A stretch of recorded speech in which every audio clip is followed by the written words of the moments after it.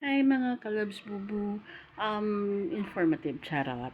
Hindi, information lang for those na nakikita ko kasi ito palagi dumadaan sa feeds ko. It's about sustento.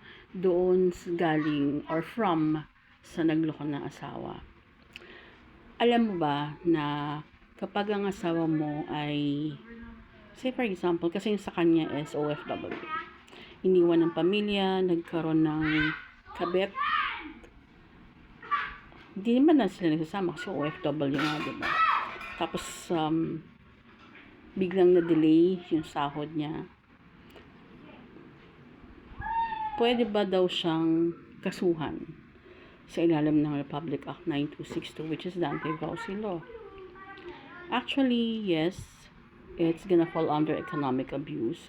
Ibig sabihin, kapag pinabayaan ng asawa at anak sa gastusin o inuuna ang ibang babae kaysa sariling pamilya, pwede po natin siyang kasuhan.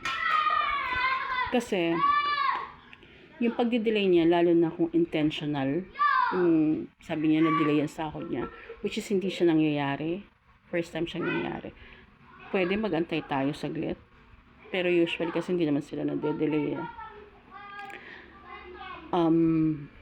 Possible na sinadya, diba? Tapos pag nalaman pa, lalo na pag nalaman pa na aside sa sinadya siya, talagang pinagplanuhan siya nilang dalawa, or may kakontsaba pa sila, pwede talaga siyang kasuhan. Tapos that is even nasa ibang bansa siya, ha, guys. Kasi guys, mga asawa, husband, wife na nagloloko, ang kapal na ng mukha mo, nagloko ka, 'di ba? May pinapakain kang pamilya. Tapos ngayon biglang madedelay ang sahod mo. Biglang madedelay ang sustento mo kasi bakit? Delay yung sahod. Pwede, okay, bigyan natin ng chance na delay ang sahod. Mga ilang araw 'yan. So, is that a reason na hindi nakakain? Hindi mo nabibigyan ng allowance or budget kahit pangkain man lang yung pamilya mo, pero hindi mo hahayaang magutom naman yung kabit mo, diba? So, remember, the reason why you were there is because for your family, not because dahil sa kasama mo ngayon na nagpapaligaya sa'yo. Again, guys, know your rights, let's protect our child, okay? Wala kasing what do you call this? Wala kasing tama sa ginawa mo. Unang-una, nagloko ka, nangabit ka, tapos ngayon iniwan mo ang pamilya mo para sa kabit mo. Tapos ngayon hindi mo susustentuhan. Ang rason mo, grade ang sahod mo. Hanggang kailan? Lalo na kung hindi naman siya nangyayari. Diba? So, sobrang unfair para dun sa family mo. Isipin mo na lang, kung yung kabit mo ba, hanggang dulo masasamahan ka?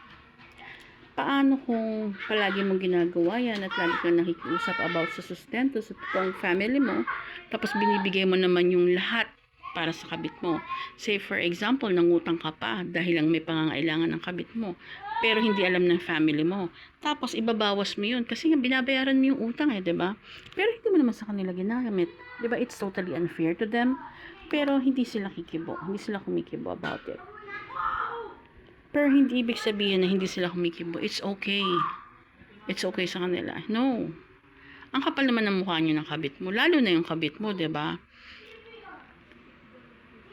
Naaatim niya. Well, wala na nga siyang respeto. Aminin natin yun. Wala siya talagang respeto sa sarili niya at sa ibang tao. Sarili nga niya, hindi niya kayang irespeto, diba? Kaya niya lang is mag-open and close ng legs. So, yun.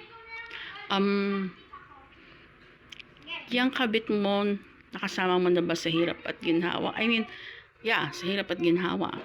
O puro ginhawa lang.